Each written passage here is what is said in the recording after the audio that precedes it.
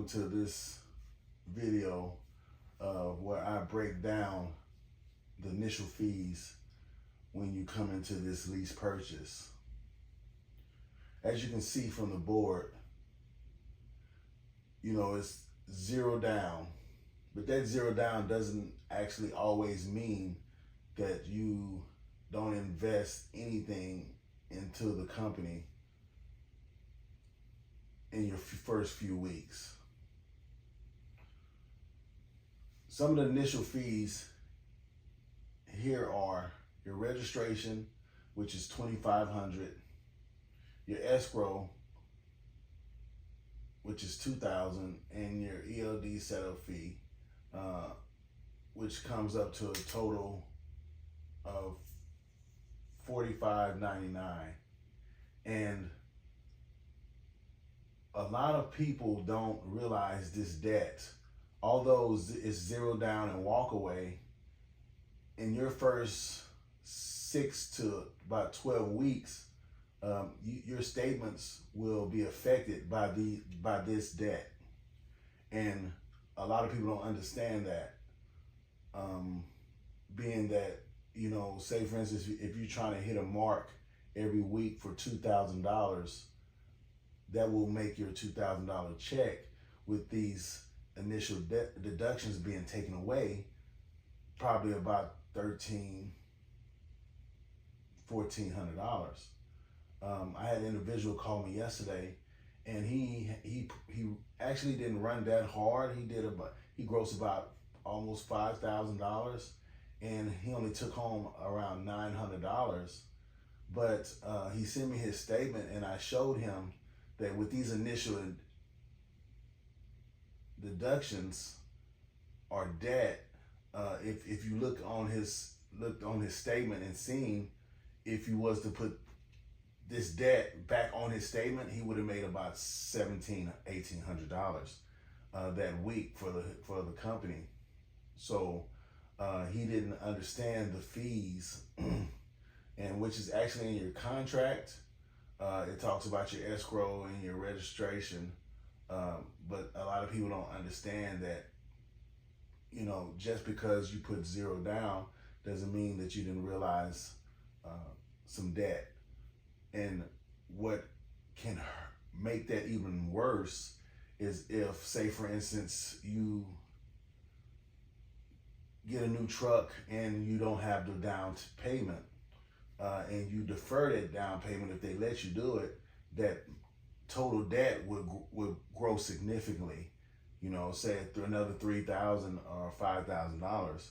So that money, if you divide it, say for instance, $500 to $600 per check, that's going to come out of your statement.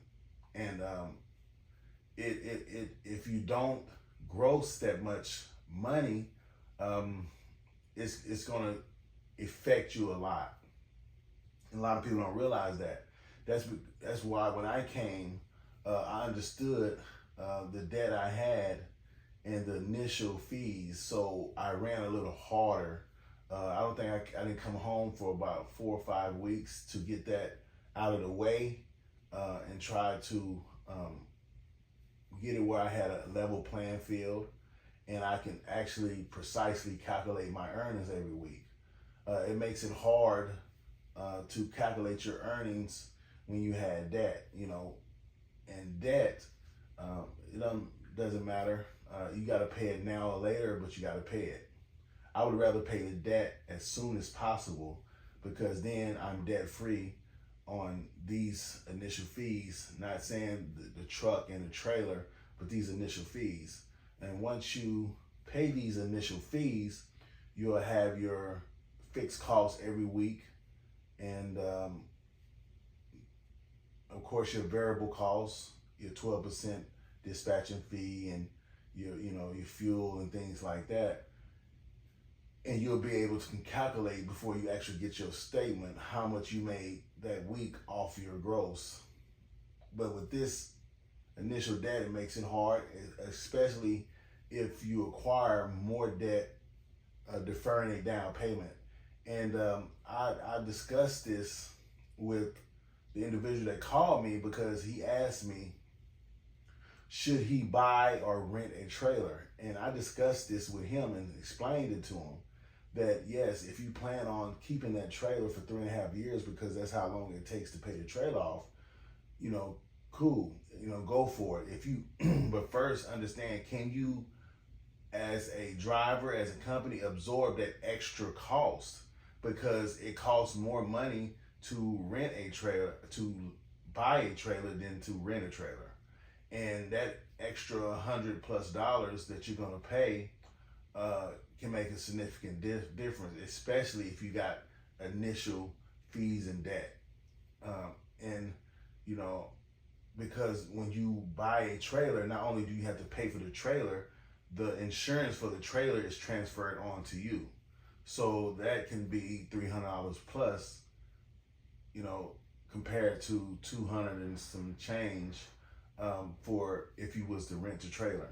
So he had that initial fee, and I explained these things to him because we have to understand what we're going up against to understand how to address it. And it's very important to be successful in leasing if you actually have a target and know what you're going up against. So once you get out of these initial fees, then the registration is once a year, the escrow is one time unless you deplete it, and then you have to replenish it. You're gonna pay the ELD enrollment or setup fee is one time. But once you get these out of the way, you can actually make precise calculations of your earnings. But it's kind of hard because you actually don't understand.